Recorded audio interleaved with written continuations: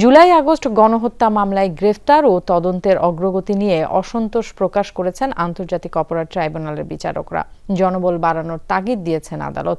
এদিন কল্যাণপুরের জাহাজ বাড়িতে জঙ্গি অভিযোগে ৯ জনকে হত্যা মামলায় গ্রেফতার দেখানো হয় পুলিশের সাবেক ৩ কর্মকর্তাকে। ২০১৬ সালে হোলি আর্টিজানে জঙ্গি হামলার পর প্রথম জঙ্গি আস্তানা সন্দেহে অভিযান হয় ঢাকার কল্যাণপুরের জাহাজবাড়িতে। পুলিশ তখন বলেছিল সেখানে মারা যাওয়া ৯ জনই দুর্ধর্ষ জঙ্গি। প্রায় ৯ বছর পরে অপরাধ ট্রাইব্যুনালে অভিযোগ এসেছে তারা কেউ জঙ্গি ছিলেন না। আগেই ধরে এনে গুলি করে মেরে সাজানো হয়েছিল অভিযান নাটক। ৯ জনকে হত্যা মামলাটি বিচারাধীন আন্তর্জাতিক অপরাধ ট্রাইব্যুনালে।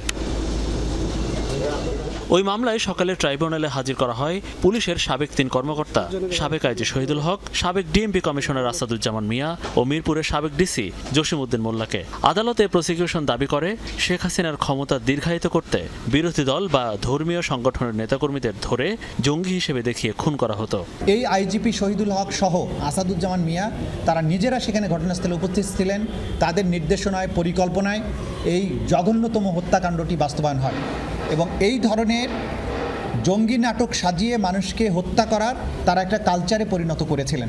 শুনানির এক পর্যায়ে ট্রাইব্যুনালের বিচারকরা মামলার সংখ্যা ও তদন্তের অগ্রগতি নিয়ে অসন্তোষ প্রকাশ করেন। প্রয়োজনে দক্ষ ও সৎ জনবল আরও বাড়ানোর তাগিদ দেন তারা। যে এত বড় তদন্ত, মানে এত বড় অপরাধ হয়েছে, এত মানুষ মারা গিয়েছে, মাত্র ১০০ কতজনকে আপনারা গ্রেপ্তার করেছেন, সেটা তো যথেষ্ট নয় বলে তারা মনে করছেন। তা আমরা যেটা জানিয়েছি যে আমরা তো মানবতা বিরোধী অপরাধের ক্ষেত্রে প্রথমেই হাজার হাজার মানুষকে আমরা গ্রেপ্তার করতে চাইনি।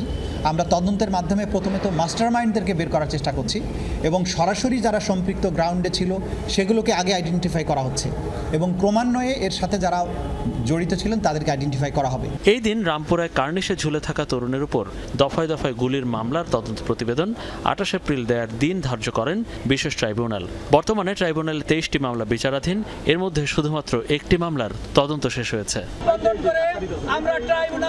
এদিকে ৭.৫ মাসেও বিচারের দৃশ্যমান কোনো অগ্রগতি না হওয়ায় ট্রাইব্যুনালের সামনে ক্ষোভ জানান জুলাইয়ে শহীদ পরিবারের সদস্যরা। মনিরুল ইসলাম, যমুনা নিউজ, ঢাকা।